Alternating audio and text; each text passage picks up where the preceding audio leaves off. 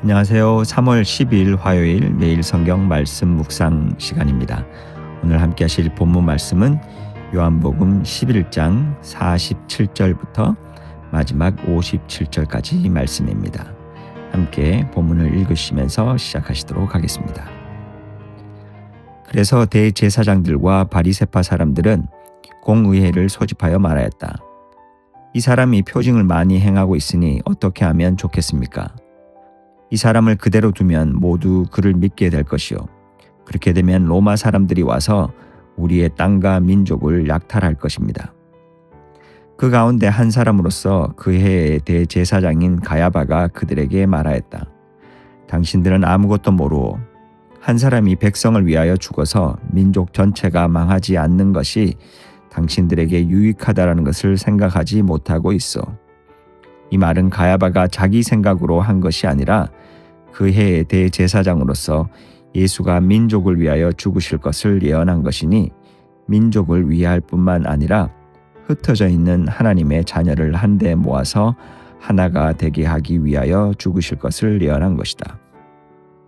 그들은 그날로부터 예수를 죽이려고 모의하였다. 그래서 예수께서는 유대 사람들 가운데로 더 이상 드러나게 다니지 아니하시고 거기에서 떠나 광야에서 가까운 지방 에브라임이라는 마을로 가서 제자들과 함께 지내셨다. 유대 사람들의 유월절이 가까이 다가오니 많은 사람이 자기의 몸을 성결하게 하려고 유월절 전에 시골에서 예루살렘으로 올라왔다. 그들은 예수를 찾다가 성전뜰에 서서 서로 말하였다. 당신들은 어떻게 생각합니까? 그가 명절을 지키러 오지 않겠습니까? 대제사장들과 바리새파 사람들은 예수를 잡으려고 누구든지 그가 있는 곳을 알거든 알려달라는 명령을 내려두었다. 오늘 본문인 요한복음 11장 47절에서 57절은 나사로가 다시 살아난 직후의 장면을 보여줍니다.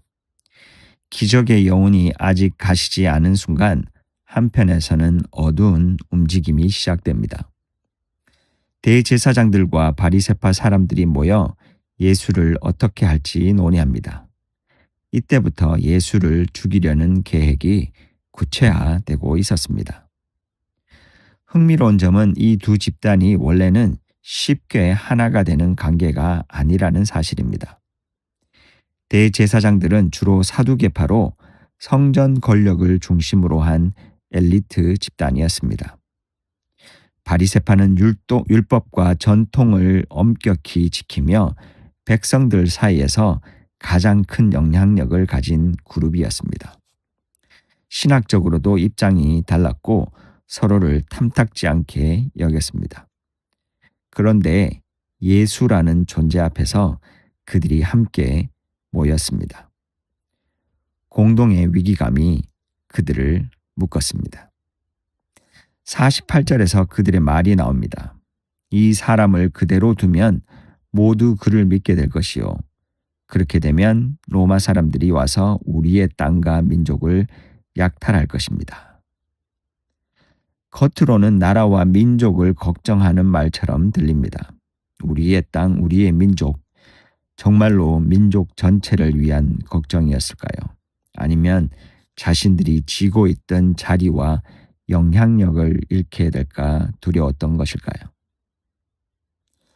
당시 대제사장들은 로마가 허락한 질서 안에서 권력을 유지하고 있었습니다. 반란만 일어나지 않으면 성전과 그 주변의 모든 체계는 그들 손안에 있었던 것입니다. 바리새파 역시 율법 해석의 권위를 통해 사람들의 삶을 컨트롤하고 있었습니다. 그런데 예수님은 당시 사회를 받들고 있던 이 두 가지 큰 기둥을 분명하게 흔들고 있었습니다. 성전이 아니라 자신을 통해 하나님께 나올 수 있다고 말씀하셨고, 율법을 기반으로 한 자기의를 무너뜨리고 온전한 하나님의 의를 드러내시고 있었습니다. 무엇보다도 죽은 사람을 다시 살리셨습니다. 그 사건은 단순한 기적이 아니라 지금까지 붙들고 있던 질서가 더 이상 절대적인 것이 아님을 보여주는 신호였습니다. 그런데 그들은 참 생명을 보았지만 그 생명이 가져올 변화를 더 두려워하였습니다.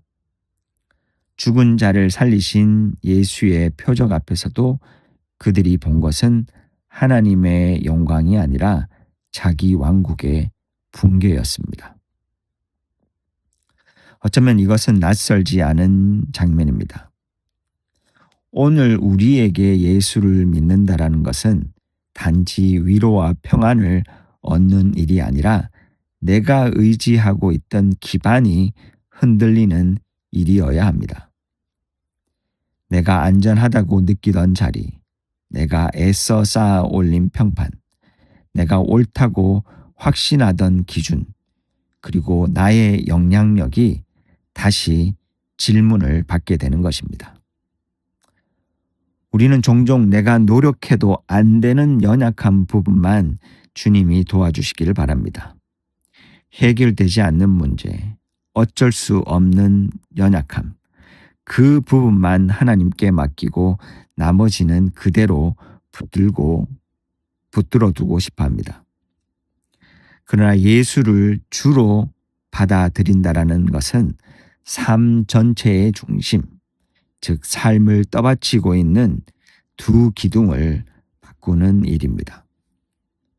그것은 내 삶을 지탱해온 모든 가치 체계와 기반을 주님께 양도하는 것입니다. 대제사장들과 바리새인들은 엄청난 사건을 직접 보거나 들었습니다. 죽은 자가 살아났다는 소식이었습니다. 그런데 그들은 이것이 무엇을 의미하는가를 묻기보다 이 일로 우리가 무엇을 잃게 되는가를 먼저 생각했습니다. 생명보다 체제를, 진리보다 자기 만족을 택했습니다. 요한복음은 계속해서 사마리아 여인의 생명수, 오병이어의 생명의 양식을 이야기하며 우리가 진짜 바라봐야 할 실체가 무엇인지 강조해 왔습니다. 오늘 본문은 여전히 참 생명을 보지 못하는 눈먼 자들의 모습을 보여주고 있습니다. 이것은 먼 과거의 이야기가 아닙니다. 입술로는 그리스도인이라고 고백하면서도 실제로는 하나님의 나라의 가치가 아닌 이 땅의 성공과 안정을 쫓고 있는 우리 자신의 모습일 수 있습니다. 계속해서 49절 50절에서는 그해 대제사장 중 하나인 가야바가 말합니다.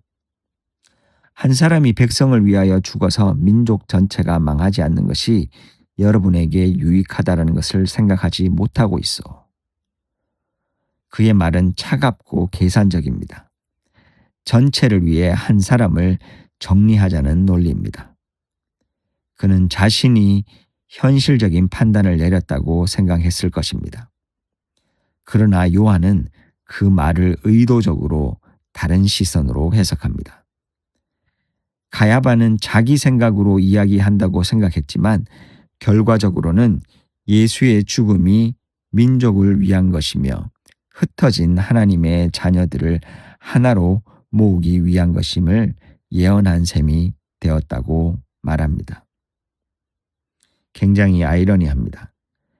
자기 자리를 지키기 위해 내놓은 계산이 하나님의 구원 계획을 드러내는 문장이 됩니다.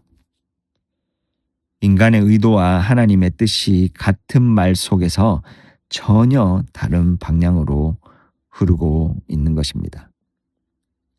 사람들은 예수를 제거함으로써 질서를 지키려 했습니다. 그러나 예수는 그 죽음을 통해 전혀 다른 질서를 새롭게 여셨습니다. 강요된 희생이 아니라 스스로 내어주심으로, 그리고 배제와 폭력이 아니라 사랑과 용서로 새로운 길을 만드셨습니다. 이 장면을 읽으며 이런 생각이 듭니다. 하나님은 심지어 뒤틀린 의도와 이기적인 결정조차도 당신의 큰 이야기 안에서 사용하십니다. 그렇다면 우리가 기꺼이 드리는 작은 순종은 얼마나 깊은 의미를 가질까요?